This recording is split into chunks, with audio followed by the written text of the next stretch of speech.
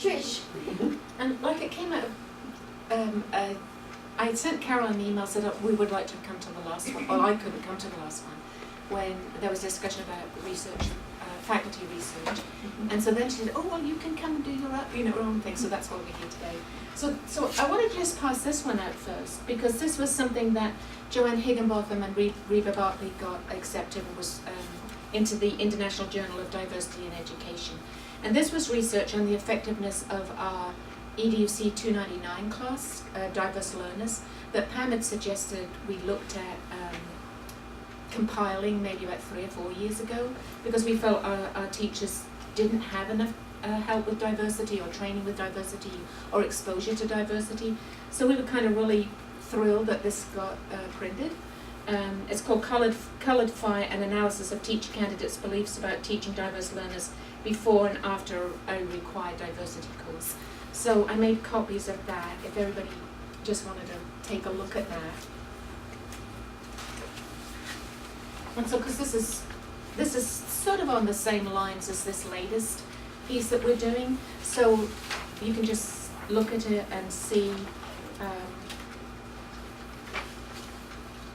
Can we just tell them quickly the story of Joanne and the book chapter? Oh yes, yeah, and I should say this, that out of this course, or because of this course, 5 of our professors also wrote a book.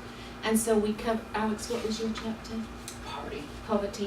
Poverty, gender and gender issues, religion, global education, and service and disabilities. So when Reba and Joanne went to the conference in Canada, I think it was, they presented this paper, and also Reba pulled out our book. Now, because we have specific, a specific approach to homosexuality, and the participants in Joanne's seminar had read some of the chapter, and so because they're pretty aggressive about our stance about homosexuality. And I think because this is a wider topic, and a topic I think that we'll have to address more at Lee in general in the future. And I know my husband is waiting for the floodgates to come. And some of you probably know we had a diversity issue this last week to do with ethnicity and race.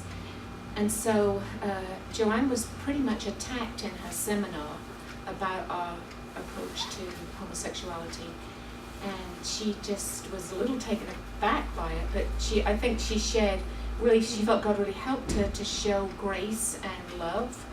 And somebody approached her afterwards, because this one gentleman kept on just beating her down in the session, and you're a bigot, you're a prejudice, this is an old-fashioned idea, Christianity's old-fashioned. But a guy came to her afterwards and said that he was a homosexual, but he appreciated our point of view, and he accepted the fact that people could have different points of view on that. So I think, did you want to add to that? No, that's all. Is that the gist of it? Yeah. Joanne said, I tried to get Reba not to bring that. Yeah, she book didn't out. want to talk about Oh, you're playing with fire. Yeah, she wanted to go, Reba, you come and answer this. Talk about the title, Coloured Fire. You're playing with fire. So 2 things came out of this course. The book, which I think they talk about some revisions, and Joanne, wants to revise her chapter somewhat, but not entirely. But I think, these challenges come out of diversity, and they come out for us specifically as Christians as well. But, this, I think, is a beautiful article, and it sets out the course, and it sets out the results of the course. The research paradigm, we took pre and post surveys about changes in attitude towards different aspects of diversity. And I know, Alex, do you want to mention that? Because I know you talk about different aspects of that as well in one of our other courses. But when we what we try to do is approach diversity in the sense of you will form your opinions. We're here to facilitate a conversation, a discussion. You will form your opinions, and based on how you approach this, how you're going to treat others in a person. So we really kind of present diversity in that respect, and I think the course does that. I think the research shows that that there is that transition, but I think it sparks the conversation and in a way challenges them to think, what do I really believe about this? You know, what do I honestly believe in?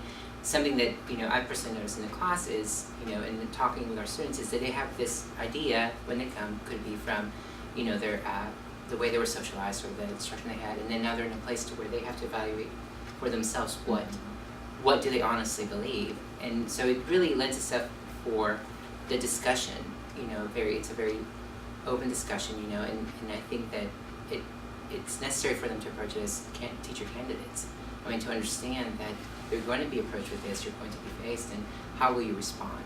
You know, what is the legal, you know, aspect of it, but what is your personal belief, your own spiritual? So I think it really lends itself for them to, in a way, research themselves. What do they think about this? What do they honestly believe in? What are your beliefs based on? You know, are they based on what somebody told you, and what you researched? You know, your particular religious affiliation. You know, and get that well-rounded approach of having an understanding of what it is that you're talking about. And so when somebody approaches you with that subject, you have a framework of where to come from with your answer, not just, well, this is what I've been told, and this is what it is. Anyone want to make any comments on? Well, I would Some of say those- I think this is a good example that they wanted to know if what we were doing made a difference. Yeah. And so they turned it into a research project and got a presentation out of it and an Yeah. article out of it. So it's a pretty good thing. You know, because it's a relatively new course for us. And I don't know if you guys remember, but Shane Brown, who's one of our former students, needed a research project and came in and said, what can we do? And I said, hey, we just started a new course. Why don't we see if this course is making a difference in attitude? And so he did an initial one, just as a class project, and then they took it up and then advanced it and again, got a presentation and Victoria candidate from Austin. And so British Columbia. This is sort of this project is the one that Joanne and Eric and myself, and then often they encourage a participant from a local school system, and so that's Dr. Julie Mitchell. She teaches at Lake Forest. Anyway, this is not complete yet, but we have been invited. This is the latest bulletin, breaking news. Joanne and I have been invited to present the final piece of this in Vienna, Austria, in July. So we're very excited about that. So it is an international diversity conference, and so they saw this in California, sort of like this piece, and so they said, would we, you know, we'd like it if you could present it at this international conference. And also they asked if we would submit this as an article as well into this journal. So I'm just going to run through this really quickly so to tell you what we looked at. Do overseas teaching experiences affect student teachers' attitude? Obviously, there are general benefits in the literature that when people returned, they reported that they understood cultures different to their own, and it also improved critical thinking skills. I think this one's interesting. They have a more measured perspective of the strengths and weaknesses of the USA when they return. They engage in positive encounters with diversity in future professional activities, which of course is the aim of this course as well. And it was reaffirmed by a later study. These were some general benefits, and this is sort of where we feel like we want our students, most of our students are going to teach in the States. So we believe that going to student teaching abroad brings these benefits, and this is borne out by the literature, and of course we want to verify it ourselves. That it does prepare them for increasingly diverse schools that actually have teachers from the majority culture. You know, we know that a lot of research shows with African American students, there's no congruency between the teacher and the student. There are very few male African American teachers. It's a white female, and so that couldn't be very much more different than that situation. But other studies have shown that it does enable white females to understand other cultures more if they have a student teaching experience abroad. And we obviously have more white female teachers or prepare more white female teachers than any others. So I think that's a really important piece there. And also it increased globalization with increased globalization, it did increase their awareness of the globalization that we're living in at the present time. Because, again, a lot of teachers don't necessarily have that. So our study, we hope, is going to show these things, and probably we hope other things as well. So there'll be an increase in personal and professional competence, increase in instructional competency related to the benefits of two very different experiences, and we're definitely finding that out. To do with technology, there's no technology in Ghana. You just have a bare wall. Increase in self and other awareness, self as and other. I think that's very important. That's an important concept for me.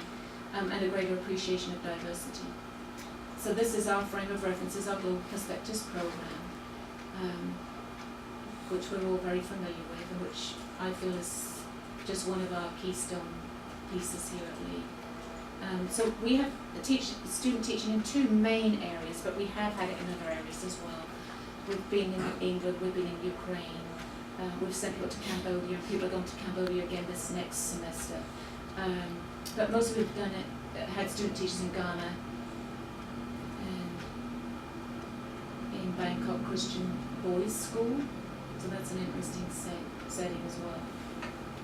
So we just want to put our conceptual framework model in our presentation: lifelong learner, effective educator, and respect the diversity of all individuals as foundation for ethical practice. So I just want to sort of put those up so you can take a look at them. We did pre and post survey results from 46 student teachers, and this is the results of those that either agreed or strongly agreed. And these statistics are not the final presentation. This is just a simplified thing. There's no complicated Z-scores or anything like that. When they returned, they said they were good problem solvers. 96 said enhanced problem solving skills. So before they went, they said they were good critical and creative thinkers. When they came back, 100% said help them to think critically and creatively. So one's the pre and one's the post. Develop meaningful relationships easily. 85 said it resulted in several meaningful relationships. 56 had travelled outside before. 56%, 100 of course had it afterwards. 42% said they were nervous about teaching in a new environment. When they returned, 87% strongly agreed to help them overcome that. I don't have to read them all, you can read them. I think this was an interesting one. And this was actually reported to me by a director of schools. A comment on this one. So if you have any feedback on that, that would be interesting as well. Before they went, 88% expected the experience to be helpful in seeking a future teaching position. When they returned, 74% said it helped them with a future teaching position. And as a director of schools said to me, I'm much more interested in service than I am in experience abroad.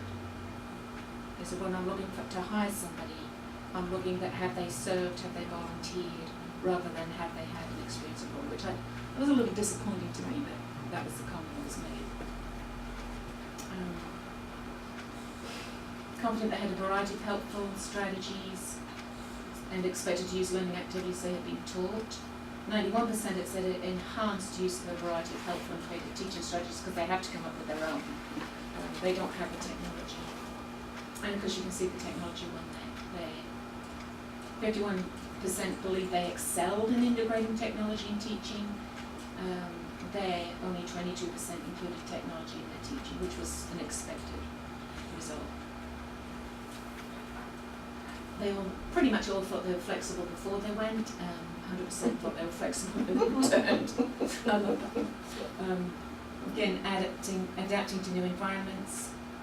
80% thought they could. When they returned, 91% said they adapted quickly. Classroom management was a huge one, and that's been said to me qualitatively as well. Important to utilise the most modern management techniques, allow them to use diverse management techniques which created a positive learning environment. Again, I think that they learned that they had to think on their feet, that maybe punishments and rewards or things that we might have taught here didn't work there so well, so they had to come up with other ideas. Using a cane. Yes, exactly, which we scares simply them. cannot do here. Thought this was interesting. Minuscule amount, in general, believe people have more differences than similarities. When they returned, 46% taught them that people have more differences than similarities. That is interesting. Yeah. That's the biggest change, isn't it? Yeah. Statistically. Yeah. And so we haven't worked or really analysed these yet, but we will do before we go to Vienna in July. Learning the language, an interesting one for people who speak a second language. 35% learned at least 10 words in the host country's language before they went, so they had at least could say hello. And only 41% learned at least 50 words in the host country's language by the time they came back.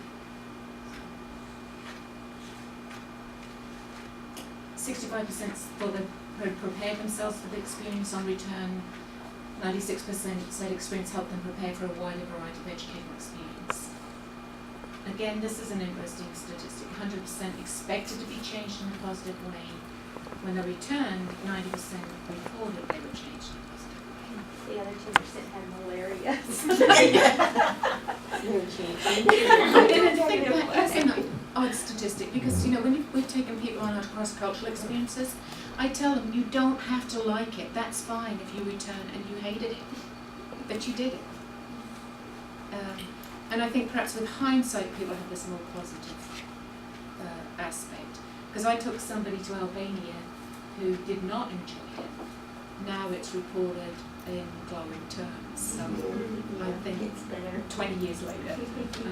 So I think that's perhaps an interesting, it's a thing worth further analysis.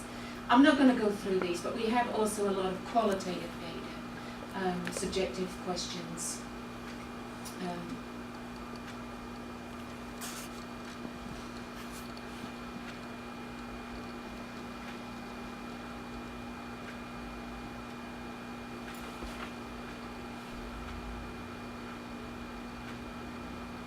And these are the post-survey opinions.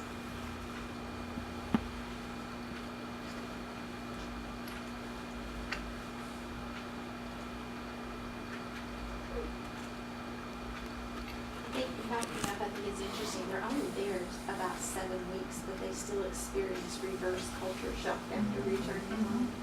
Yeah. And now we very diligently have them do their local student teaching placement first, and then they go abroad for the second one. Yeah. That's not always been the case, and I honestly, I think it's probably driven into the school from just anecdotal evidence that we have, that when they had taught somewhere else, Ghana, Thailand, and they came back to the U.S. and had to reacclimate to that way of teaching, that was, you know, In very specific ways of teaching.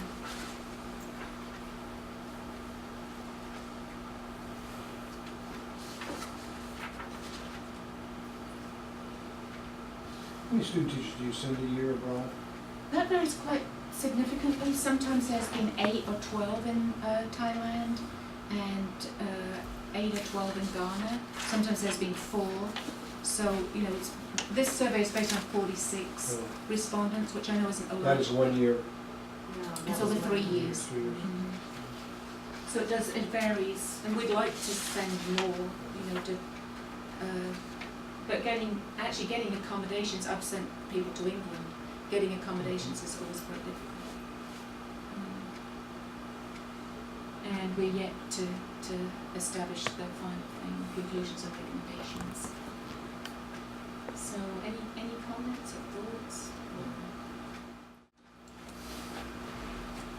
I think it is interesting that they didn't find it helpful in getting a job. Yeah. So I'm sure we tell them it will. I think we do, yeah, and I was surprised that director of schools actually said that to me. I'm more interested in service than I am in. That's pretty right. But you know what, Trish, we had someone who got a teaching job in Harlem and was up against another student equally as qualified, but the principal said that the deciding factor was the Experience. experience they'd had with student teaching. So I think it may just depend on the the administrator too. Yeah, They well, I may mean, not see the value of it as much as others.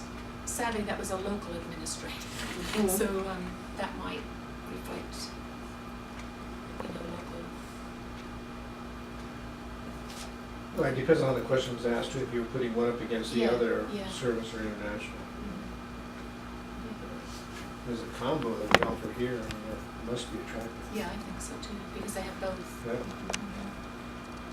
Anyway, that's sort of my little piece, or I presented, this is Joanne's and Rita's, not mine.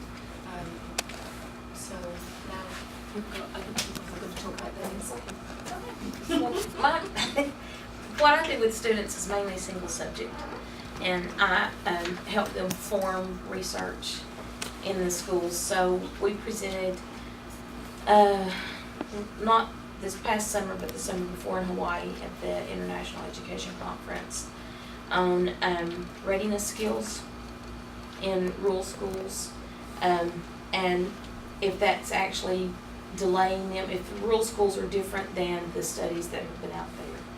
And so what we'd actually found was we were looking at preschool placements and readiness skills in the classroom. And so I had a couple of students who were actually helping me pull the data from their local school systems to find out how they needed to change what they were doing to get kids ready. And, what did the county need to do to get kids ready in the preschool. So that is actually still pending publication with all the revisions and stuff. But we presented that in Hawaii, and right now what we're looking at with a couple of other students in their counties is they came out with some new research with early indicators for high school dropouts. And they were saying that there are indicators now as early as 1st, 3rd, and 5th grade that can predict non-completion in high school. And which bothers me because we're kind of putting over this self-fulfilling prophecy if we start really pushing that. But one of the students said, I just don't agree with that, Dr. Moffitt. She said, because I teach in a very rural, very poverty-ridden school system, and our school makes such a difference, and our county doesn't have that many dropouts. So I said, well, let's do the research on it. So that's kind of, a lot of mine is individualized, either single subject, or she's actually going to go back and look at kids who are in high school now and at risk. And because, in some of our counties, kids just don't move around that much. So she's going to go back and pull some of the kids that have those risk factors now in their high school and look at what their attendance rates and grades and placements were in the elementary school. So I do more of, let's get you involved, in the research process and let you find out how to learn through that. So that's I've done a lot of just the single subject or the longitudinal.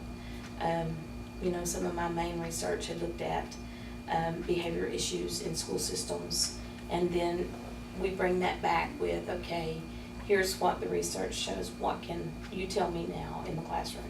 What you need to help these kids that we were looking at in these situations. So. And I think you probably all know that our teaching program is going to be very highly scrutinized in the future. So our teaching effectiveness in all these areas is really, I don't know where it's going to lead us in the end, but they're going to look at the people who we turn out as teachers. They're going to look at what they score, what their children score. So if you can imagine, ex-teacher goes out and she teaches 3rd grade, they're going to look at what her children score, and then they're going to trace it back to Lee University and say, okay, you turn these teachers out, how effective are they really? So, monitoring our own teaching effectiveness, either in single subject or a group setting or cultural approaches, is becoming, an essential piece for us to look at in our work. And one of the things that this has kind of helped me with us having the discussion even this morning before we came over, I have an assignment, a huge assignment, in one of my intro to special ed classes. And it was based originally, when I started teaching it, on making them access technology to find resources, state, national, international wide, for kids with special needs. Well, that's almost a non-problem anymore, because all you have to do is hit Google or Bing or, you know, and they have everything they need. So I think what I'm gonna do is I'm gonna replace that assignment now with, they each have to do a research project in an area with disabilities, and actually have something that they could either carry over into their master's degree or pursue farther for publication or something themselves. Because two of our students, actually, one at the grad level had talked to me, and then one at the undergrad had talked to Trish about feeling like they didn't have enough research. So we, you know, just using the feedback students are giving us and kind of changing how we do things in the classroom. One of them was a student who got into Vanderbilt this time. She graduated in May. She's at Vanderbilt doing speech pathology, which we were very proud of. But I said, how did you feel, or how we prepared you? She said, you did fantastic. Methods, teaching, all kinds of strategies, you know, what I knew about specific disabilities was great. She said, but I had never done one piece of research. And she said some of my other people had researched with their professors, and so I thought, oh no, you know, but she said, but I'm superior in strategies, methods, teaching approaches, but I was inferior in doing research with my professors. Because some of her fellow students have already published. Yeah. So this is kind of spurring us on to do more. So, Laura? All right. This project actually started with something very personal for me. My husband and I raised 2 daughters, and I love to read and have always loved to read. I came from a family, my mother and father did not graduate from high school, but they loved to read. That was my model coming up. So later on I became a grandmother, okay? And my oldest grandchild, a male, loved to read. And then he had a brother who began to struggle from preschool on. Struggled greatly despite me trying to intervene and teachers and things like that. He was tested, had no learning disability. He was just kind of in the, you know, crack right there. And he, even really to this day, is in high school now, hates to read. That's just not allowed in my family. You can't be related to me and not like to read. So later on, I started to think, okay, I raised girls. All right. They're different, obviously, than boys, but I wonder if this could go into, and I'd seen a few articles coming down the pike about gender differences in literacy development. And so I talked with Joanne and Reba Barkley, and we said, you know what? Let's research this.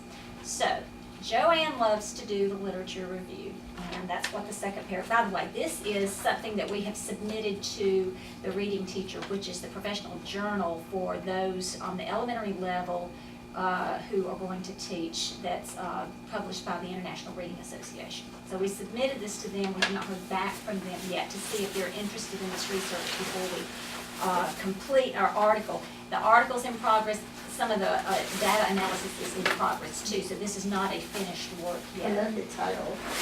Well, you can probably tell who wrote the title. Gary Riggins is the master of creative titles, racing, wrestling, and remotes toward a better understanding of the 3 R's of male preferences in reading instruction.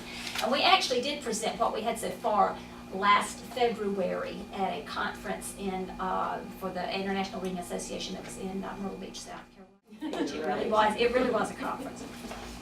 But anyway, so Joanne has done the literature review, and what we did was we selected 3 schools that were very diverse, schools that we had been to for our Teaching Diverse Learners course, and one here in Cleveland. The one here in Cleveland was predominantly white, no surprise. And then 2 that were in Chattanooga, Hardy Elementary, which is like 99.5% African American, And then another that's in a different section of inner city Chattanooga, which is east side, thank you, east side, which is like 60% Latino and 30-something% African American. Okay, so very diverse in terms of ethnicity.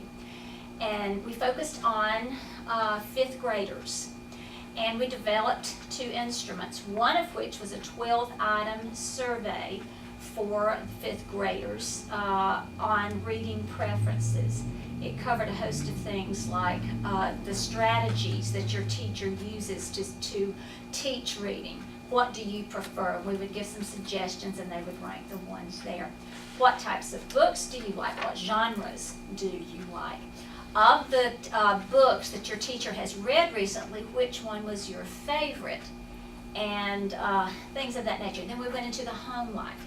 Who do you see reading most in your home? If you were given a birthday present of a book, how would you feel? And then we had, like a Likert scale that they would check for that. And so we administered this to all boys and girls in both of, in all 3 of these schools. We also had a 4-question survey that we gave to the teachers and asked for feedback. First of all, do you believe there are differences between males and females in the way that they learn how to read and in their reading preferences and things of that nature? And we gave all of this to Amy Beavers, who is our, not sure exactly what her title is, but she works with the statistics and does the analysis there, so she's going to handle that aspect of it. Have a few preliminary things, which are not surprising because there are differences between the preferences of male readers and the way that they prefer to be more actively engaged in their reading and the strategies that we use to teach them than girls are. We chose 5th grade because we thought that that would give them enough time during those first few years to really develop personal preferences, because it's not typically until they get around 4th grade, that transitional area, that they do begin to individualize and have preferences in genre and titles and things of that nature. So, therefore we took 5th grade there. It also led into middle school, which was another area too. And there is a lot of really interesting research in there, most of which what we have now used this supports what Joanne had researched and found out that we already knew. So we still have some things to learn and to analyze here before we do our final presentation. But we're planning on this year, by the end of this year, having an article written to submit to. If reading teacher does not show interest, then we'll find another journal for that. Are you looking at whether differences are related to gender or ethnic identity? I mean, are African Americans more similar than non-African Americans? We can do that by school. We did not ask them on their survey to indicate what their ethnicity was. Probably in hindsight, we should have done that. But we can still make some generalizations by the school that they were from, because there was, at least the 2 in Chattanooga were so heavily, one was totally African American, one was either African American or Latino, and then I think that Michigan Avenue was totally white. And we knew that going in. We purposely picked it so that we could see if there was a difference. Some of the things that this semester particularly, that we sat down at the beginning, we started talking about research. Why we should do more research, and we all 3 are from the special ed department, and we're but a few offices separated, but we can hear each other across the hall. And so we shot pretty much down the hall. And so we realized that we have different approaches to research among ourselves. Dr. Moffitt, like single subject, Dr. McClung is more qualitative, and I'm new to research. I haven't done research, so I'm kind of finding my way. So we talked about what are we doing research-wise, and from that, we started talking to Dr. Cam and, Jason Robinson. So there's a lot of things that we've been talking about as far as great opportunities that we have for research. I believe that Lee University is in a unique position that we are so involved in the community that the community, in a way, welcomes us to do research, and talking with some people in Knoxville, they're like, oh, we just need to find, our subjects, and I'm like, oh, well, for us, we have them right there, and, through Dr. Browning's guidance, because she kind of centers me, I'm not one to, I don't like ideas, I like focus. So she said, why don't you work with LUDIC, which is our Lee University Developmental Inclusion Classroom. So what I'm doing there is we're looking at using augmentative reality to facilitate transitional behavior with students with autism. So, if compared, when given a traditional picture schedule versus a prompt through an iOS device, would we see a decrease in behavior? Would we see an increase in positive behavior? And what I like about that is that I want to use a graduate student to help me take data. And one of the things that I think that we have is that we have our students, and I want to help him get immersed in research and also say, hey, put your name on it. The whole idea of it's ethically correct that if you help me out, I place you there. So that's one of the projects, and through the trips that we take through different schools, I know that Hardy Elementary wants to work with us, Howard High School wants to do something with 9th graders. So everything seems to be one of those moments that we realize, oh, this could have been great research. And that's one thing that I know that we constantly talk about. It's like, yeah, that could have been great research. In our teaching in particular, Dr. McClung and I, we teach the same class, which is the exceptional child. And every semester, we are constantly doing something different, looking at how, one, we can make it more, how can we can tie in the concepts that education is doing more like, differentiated learning, constructive responses. So we change our assignments and we gauge it by the student's response. This semester we tried a new assignment and we're kind of getting, okay, it's fun. They brought M&Ms, and brownies. So it's almost like a competition who brought the better food. It was a math task. Don't just think it's brownies, it was math. Ours was totally M&Ms. They tried to bribe me with M&Ms. But from that I realized, well, we our students ourselves could be our subjects, and not necessarily to publish something grand, but to assess our own teaching. So one of the comments that I've gotten, from my evaluations is, I don't have questioning. How do I engage my students in questioning? And you may have observed this semester. What I started doing is applying techniques that we use in the school to see how college students respond. So I started giving out tickets, and automatically the rate of responses increased. The rate of participation, not necessarily, the right questions or the right answers, but we were getting more engagement. And then I compared that to using an electronic, a random assignment of questioning, which is Class Dojo, which is used in schools. So using strategies that they use in schools applied to our college students, and I saw that there was a rate of increased participation. And those who were not participating became more, you were able to see more who were the leaders who were standing out. So that was a neat little personal experience that kind of, shifted the way I approached my teaching. Among the 199, the Intro to Teaching, I know that we've talked about looking at doing some sort of long-term study to see, from the moment you take Intro to Teaching, depending on what semester, towards the end, how many students remain in the field of education as a major, and why or why not did you not, kind of follow them and say, why did you choose to stay in education, or why did you choose to leave? And kind of, in a way, use that data to inform how can we help our students? Where are our gaps? Where are we looking at, are our numbers comparable to other places? Are we losing, candidates that want to, be teachers? And what are the reasons why? Is it truly the fact that, teachers don't get paid enough? Well, that's a stigma, type thing. So we threw those ideas around with Dr. Cam and Dr. Robinson about looking at that, beginning to do some research with that. Long term, I really hope that part of the research that I do, and I like to collaborate, is involving our students in the research, getting them to participate and become active researchers. Because I think that as teachers, that's what we constantly do in the classroom. We are constantly, taking our single subject, applying an intervention, removing the intervention, applying it again, the AD design, see what the effects are, and just get them to think you are a researcher in practice. And, be that we're in the business of, I don't wanna say raising, but, putting out practitioners, using research to, so you're a practitioner, but be a researcher.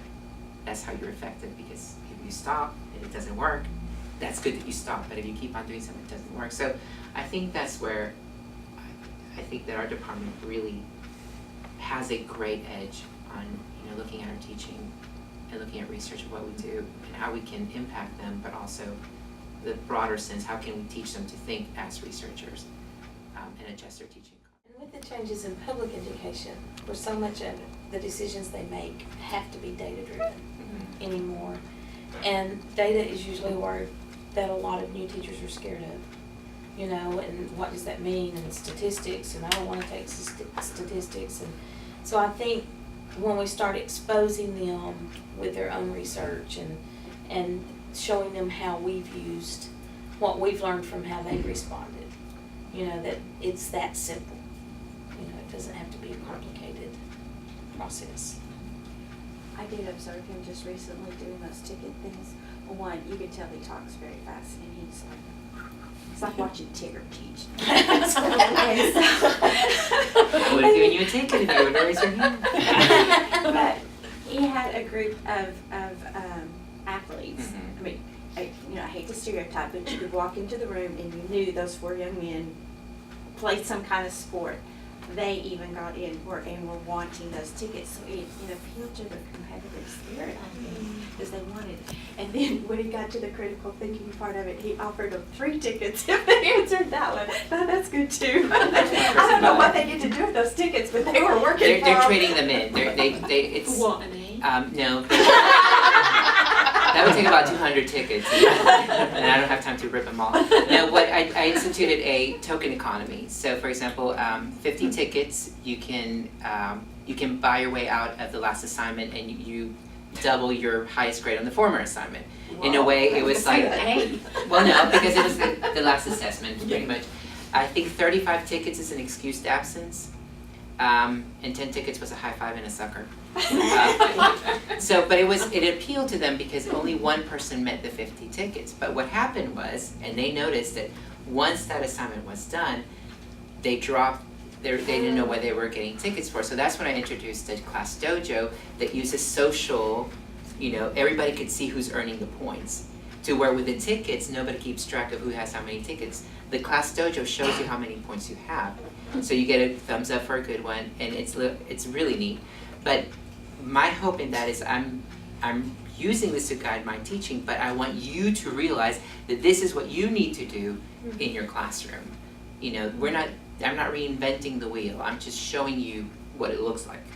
And so I think it really changed the way I approached it. And I know that when we introduced constructive response to our final, it really hit home with them about the importance of effective writing and how to effectively communicate your ideas. In this class, we try to model what they will have to do in their classroom, or what they could do in their classroom. So we offer really a wide variety of assessments. So it could be a multiple choice quiz, it could be a critical thinking paper, it could be a group activity, it could be a guided response.